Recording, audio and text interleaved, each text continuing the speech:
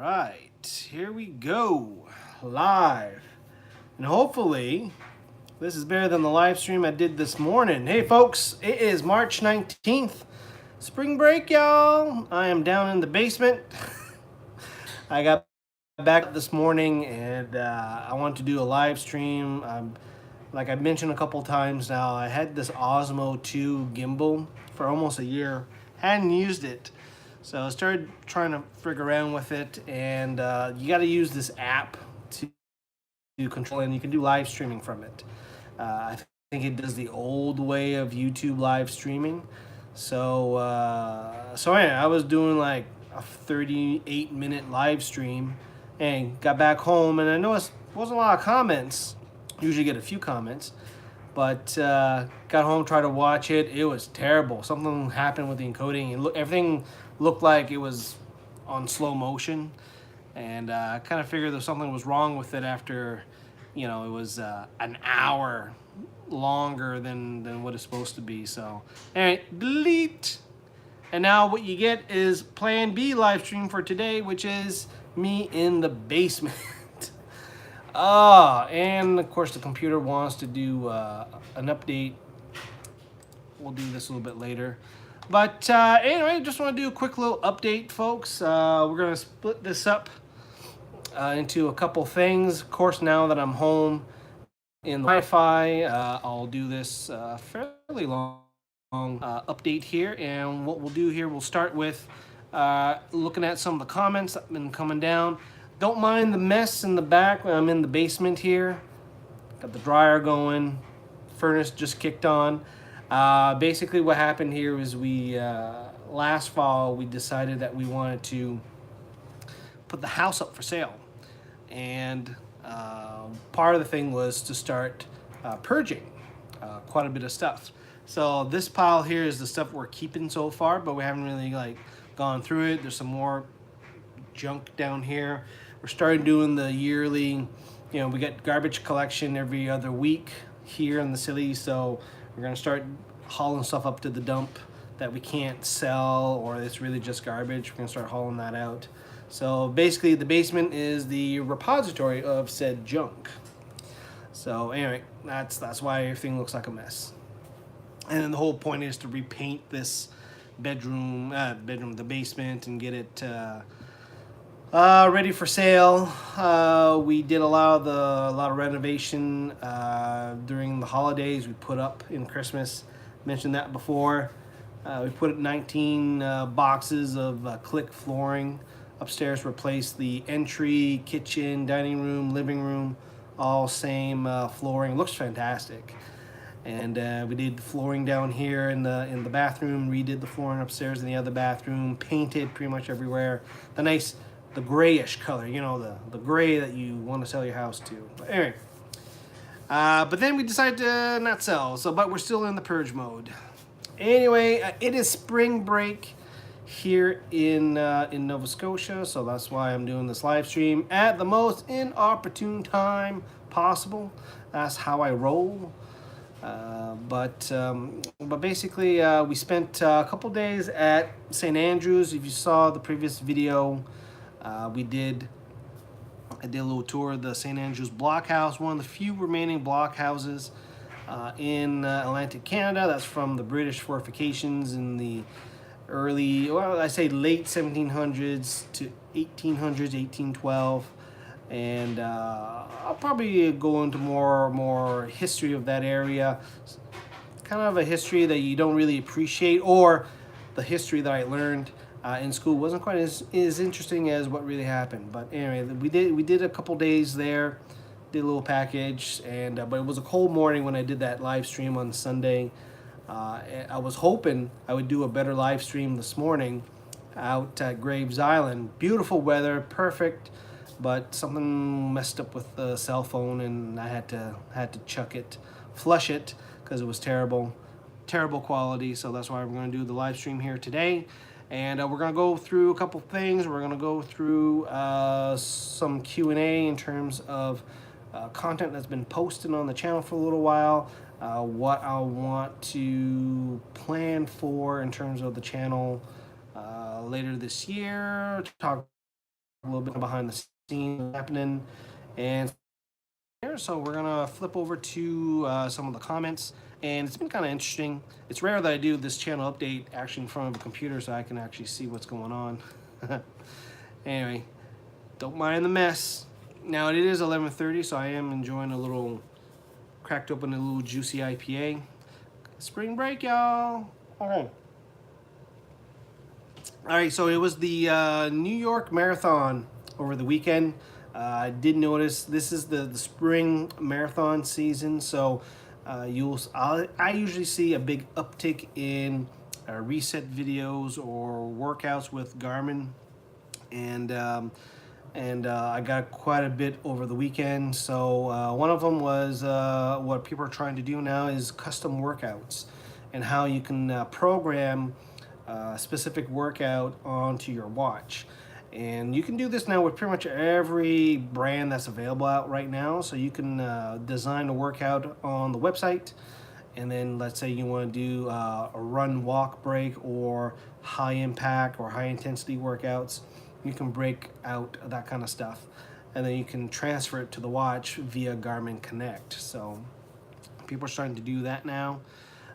Some people are getting into, well, snow's melting. I'm getting a lot of more negative comments towards the Fitbit and VivoFit videos, complaining about Ant Plus and Bluetooth and all that stuff, or trying to reset it. They buy it refurnished. I'm gonna say right now, I would not buy a refurbished Fitbit or a VivoFit, basically the $99 fitness trackers. They're made to be disposable, right? And the newer versions will have a much better sensor, and it'll save you a lot of hassle and headaches if you buy new rather than refurbished, because one, you get the odd question is, well, will I have the data from somebody else's when I register with Fitbit? And the answer is no. There's really no reset on the latest models of Fitbit, and maybe some of the newer watches that just came out, but the activity trackers, you don't see. It will usually flash it when you register or you pair the Fitbit to your smartphone and use that kind of app. So it's, it's kind of one of those things. Almost getting time to do some camping, and I've been having a couple of videos, a couple comments on the Kodiak Canvas video, the truck tent, and I can't wait to get out and use it.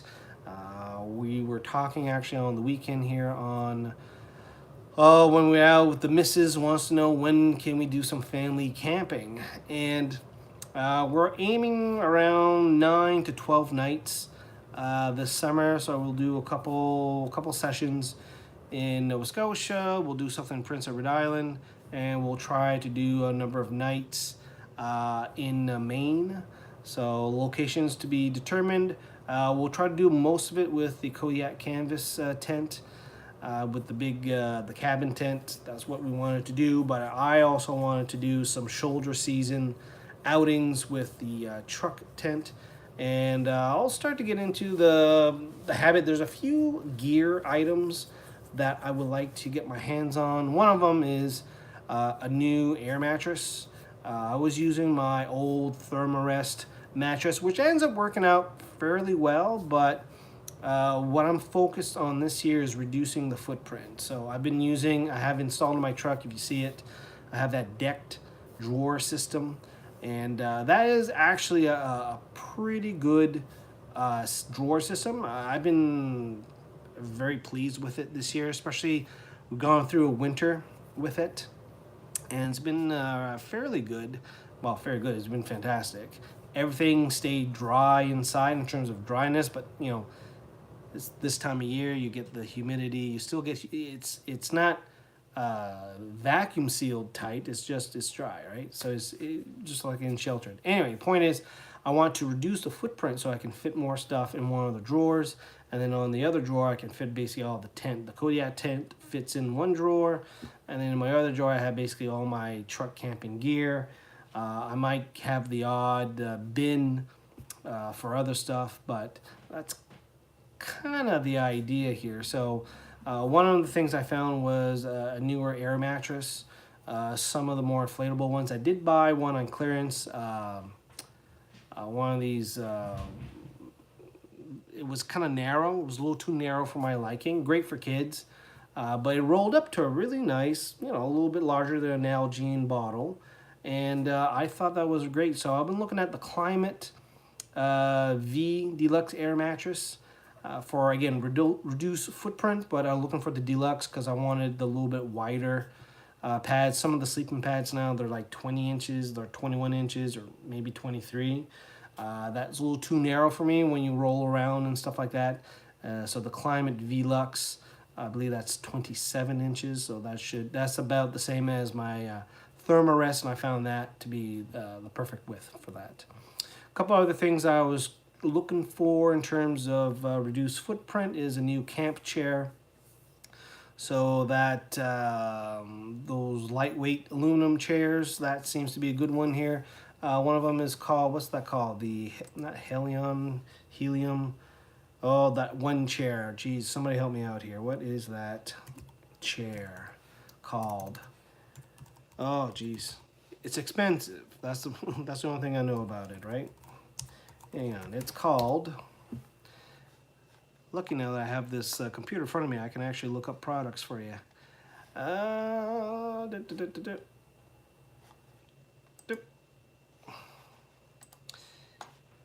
it's the Helix One chair. Oh, geez, what's going on here? Anyway, I'm looking for that. Looking at that chair for just a reduced footprint to fit into the truck. Also looking when I was doing the truck camping, I've noticed that I kind of need something to help level the truck. There was one site I was on, was fairly flat, but it was, you know, just tilting just a little bit where I kind of sleep, because I kind of sleep my head towards the cab of the truck. And I saw somebody else doing truck camping in the campground I was at, and they had leveling blocks, what you use for RVs, so that might come in a little bit handy. There's a few different versions out there. I think there's one of them that kind of look like Lego blocks. I think I might just get that. And don't need much, just need a couple inches to get me, try to get a little bit level, or more tilted a little downwards. Kind of remember when I'm doing the hammock camping kind of stuff, so that was kind of funny. But one of the big comments on the Kodiak Canvas truck tent that I've been getting a lot the last couple months has been the change that they did for the rails to insert the support arches. And you have two rails that goes on top of your truck bed. And if you look at some of the older videos, not that old, but before mine, those to insert the rods, there was a pin system that goes in the rod. Now they actually have like some sort of tube that the rod inserts in. Way easier to install, and it's something that I didn't really notice the change. But there's been a few people that have been commenting on that, and that was kind of neat. So it does work out pretty good. All right, so let's see. What's the other thing I got here? Hang on a sec.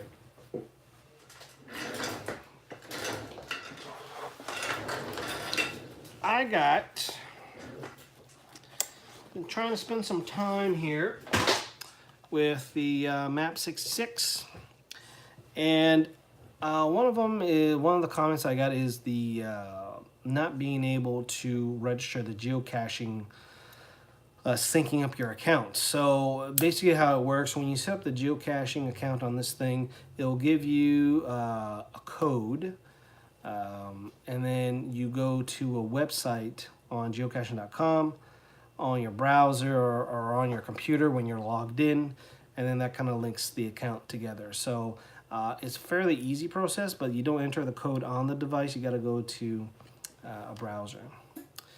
And let's see what else here we got going on here. One of the questions is, do you need a credit card to activate an inReach? And the answer is yes. Absolutely, you do need a credit card because you got to tie to a service plan. Now, the funny thing with the MAP 66 and with the Instinct is that you're using the Explore portal to save your activities, which is weird because by default, if you're doing hike or run activities or most of the multi-sport, it will sync it to Garmin Connect. So you're already syncing to Garmin Connect, and in some situations, they're trying to split usage. You know, the outdoor crowd goes to Explore, and then the running people stay on Garmin Connect. I don't think that's going to work out very good. It's kind of confusing right now how they have things set up, especially for users like me who are already on the portal with their inReach. Now I got to figure out how to access the library and how to sync this thing up. And right now, syncing is not an easy process because you got to export the activity in a different spot on the device. Then you can sync using the Explore app. And if you notice in the comment that I put in the community post, there's a problem with the timestamps. It'll do the track fine and it will name it fine, but the actual timestamp of the activity is 1999. So therefore, when you're trying to sort by latest activity on the Explore portal, you can't find your stuff. It took me a while to try to find it. So that's a bug that Garmin needs to fix. Overall, they need to fix a few things on the firmware. I was using it the other day when we were at St. Andrews trying to plan it out, and I had it randomly shut off on me. So I'm a little bit concerned, but I still got to start using it here. I'm going to do a couple videos this week, try to get some of the basic features kind of covered. I find that I can't really do that outside. Sunshine, noise, and getting it just right. And also I don't have my tripod working great. In terms of the Garmin Instinct, which is the replacement, good option for people who don't want the Phoenix. The only problem with that, I posted that on Twitter. I don't know if you can see it here. Maybe you can see a little bit discoloration here. Anyway, I ended up developing a rash. And I switched wrists, and within a day or so, I saw the rash develop in the same spot. And the problem was, it was the charging port, first time that happened to me, that it was causing some sort of reaction. So I posted on Twitter, and then Garmin sent me to tier 2 support. I don't know why I wasn't asking for support, but anyway, they sent me a skincare guide, how to wash your device. And it's like, I've been wearing Garmin products for 12 years, and I wear them the exact same way, and I will say that I probably am less active with them as I am right now, and I never had rashes before. And the fact that I developed a rash when I started doing this when I wasn't really active leads me to believe it's not keeping the watch clean. So I went on Amazon, and good thing that they have a standard port cover that you find on Vivo Active 3 and some of the other devices. So they're finally going to a standard charging connector, because every watch you buy, it was a different clip. It was kind of annoying. But as soon as I put that on, rashes are starting to go away, both arms, and I put it back on. I'm a lefty, so I put it on my left arm, and it's not bad at all. So yeah, the problem is with that charging port. So beware. All right, what else is going on here? Fitbit videos it gets a lot of negative stuff here. So topo maps for the Garmin 66. It is US Canada only, and doesn't include Mexico, because sometimes you'll see it promoted as North American maps. It should include 3 countries, but it's really US and Canada. And yeah, so far that's about it.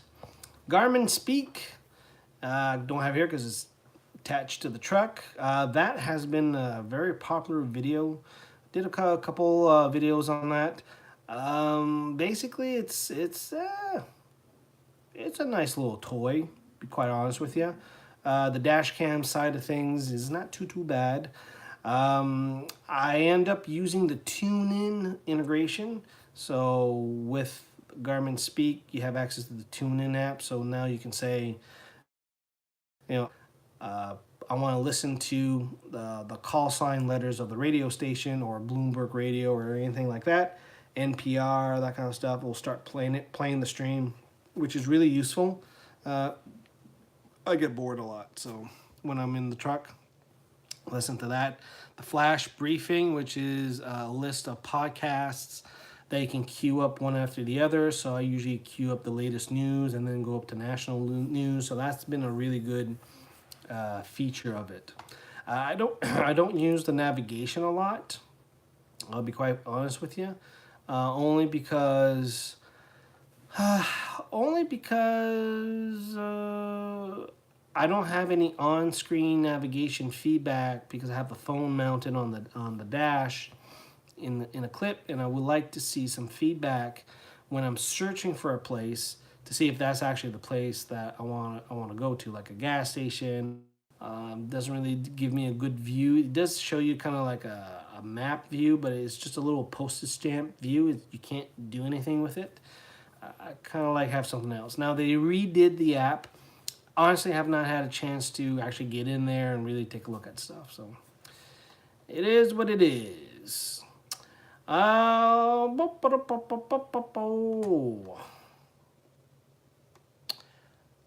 that's about it for comments. I mean, I've been getting a lot of stuff under the older Garmin. A lot of stuff for navigation, coordinates, and stuff. So that's kind of what's going on here. What other stuff? I got a few products I got my hands on last couple months to play around. Saw this great deal on the Eton Ruckus Solar Bluetooth speaker. Bought one last year. This is the newer, updated version. Just starting to play around with it now, so I like to do a little compare contrast. I like Bluetooth speakers, love them. The other thing that I've been playing around with, so for guys or girls up there who are a little bit more video game stuff, I've been playing a lot of Nintendo Switch, which is out the controllers here. So it has a little kickstand, so you can just have it. And I'll be doing a few things today here, and during those interludes, I'll be playing some Tetris 99, which is my jam right now. Tetris 99, which is kind of like Fortnite, but you're playing Tetris with 99 other people. It's hilarious. All of a sudden, all these rows start building up all by themselves. People are sending garbage rows, and hey, it's fun. It's a fun game. I think the best I've done is 13 or 10th out of 100. Anyway, it's good stuff. I can play that pretty much all day. But it actually is a fun little video game console to get. And the little one, 5.5, she's starting to get into it. And, you know, Mario and Yoshi and Pokemons, she's getting into that. So it's actually kind of cool to see her want to play with it. It has a lot of the Wii controller features. So, you know, you can share 2 controllers. Having the small controllers like this, you know, you're detaching these controllers, and when you're playing with 2 people, you hold it like this. You get all the buttons and stuff, or otherwise you're just holding it like this. So anyway, if you're the type of person like me who buys a video console once in a while and looking for something fun to play with, give the Switch a try. It's pretty good. You get access to all the classic Nintendo games. There's a whole bunch of downloads you can get off the Nintendo shops and pay other stuff. I got the Sega games, I got Doom, I got a whole bunch of stuff on here. So it's been actually a fun portal to play with. So other than that, the week here for spring break is I'm going to focus on the GPSMAP 66 and the Instinct. So I expect to see a whole bunch of uploads there. What I would like to get into is on the weekend, I start getting out, doing a little bit more hiking, a little bit of walks with the camera, do some live streams there. Trying to find some interesting spots. Of course, got to find some spots with good cell reception. That's always important. And start getting into the truck season and try to get some good content that way. I'm also thinking of revamping the podcast, which I haven't posted a new episode in quite a while. but we'll leave that for that. There was a comment that, whoa, what's going on here? What's going on here? Oh, this thing decided to turn off. Anyway, maybe it's a cue for me to get off. I posted a thing asking people what they would like to see. I have a spare, I have extra devices, such as the older inReaches like this that I'm not using, older Forerunners and stuff like that. So I posted it. It sounds like a lot of people would like to participate in the giveaway, so that's also something that's going to happen here. I'm trying to figure out how to handle that. Basically, with me, you gotta wait till I actually do it. But I'm gonna post a video, and I forget if I'm gonna do all of them at the same time or just one here, one there. But in order to participate in the giveaway, I think what I've done here, because I do want, like, basically, you know, lightly used, but I do want to give them away, but you would have to agree to pay for shipping. And if you're in Canada, shipping not too bad. States, not too bad either. But outside North America, it might be a little bit more hassle or more expensive. So in order to receive, you must be agree to pay some of the shipping, basically. And then, of course, if there's any duties or tariffs, because of the device nature and stuff like that, you do have to, you know, work with that. So, but anyway, the goal is to offload some of this technology. So anyway, in order to participate, I do need valid email addresses and stuff like that. And I know when I did the hat giveaway last year, it was actually kind of hard to get a hold of people after, because I was giving out so many hats there. So there's going to be a link to a form. Enter in real details so I can get a hold of you afterwards if you randomly choose and stuff like that. So anyway, that's going to come at some point. Just need to get stuff ready and all that stuff. So anyway, that's about it. I realize everybody's working today.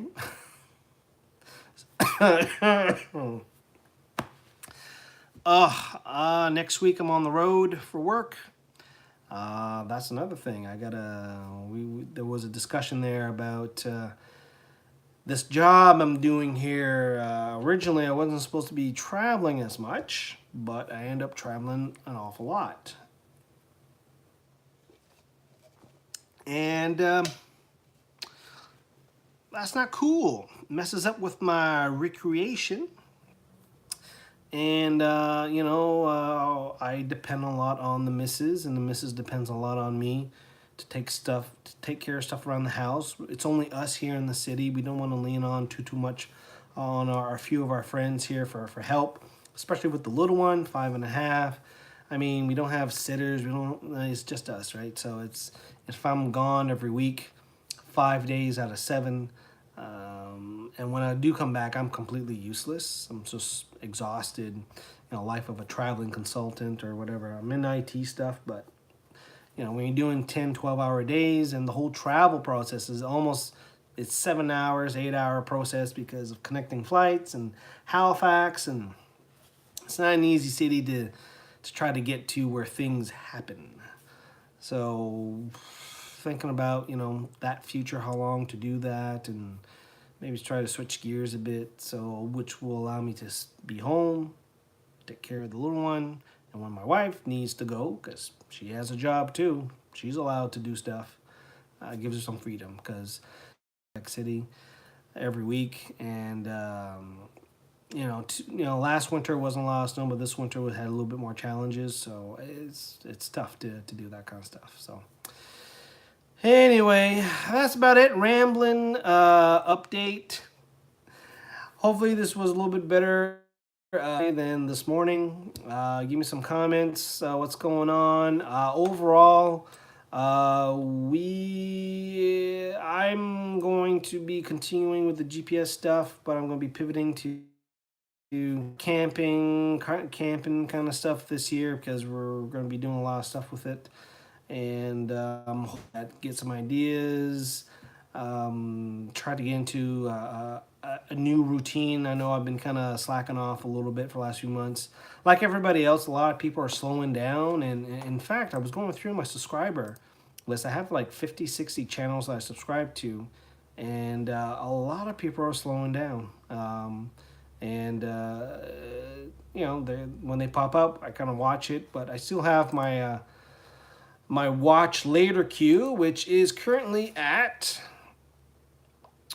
267, probably a few I can get rid of because I've watched. So I'll be playing that this week, and I'll be giving them the thumbs up. May not comment to every one of them, but I do watch. So there's quite a few people that I watch here.